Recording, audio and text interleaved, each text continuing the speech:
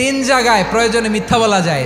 এক নাম্বার, আপনার ওয়াইফকে খুশি করার জন্য, সে একটু এরকম না বলে একটু কৌশল করে বললে খুশি হবে, ওটা বলা যায়। দুই নাম্বার, জীবন মরণের ব্যাপার, যান বাঁচানোর জন্য একটু কৌশল করে ঘুরিয়ে বললেন, এটা জায়েজ। তিন নাম্বার, দুইজন ঝগড়া লাগছে তাদেরকে মিলিয়ে দেওয়ার জন্য কৌশল করে একটু মিথ্যা বলা, ঘুরিয়ে বলা যায়। দুইজনের মধ্যে দেখলেন যে সম্পর্ক খারাপ, একজনরে বললেন, ভাই সে তো ওই দিন আপনার ব্যাপারে অনেক প্রশংসা। কি আমার ব্যাপারে প্রশংসা? কি বললো? এই বললো আপনি নাকি এই করছেন ওই করছেন, অনেক প্রশংসা। লোকটার মন খুশি হয়ে যাবে তার ব্যাপারে, ঠিক কিনা?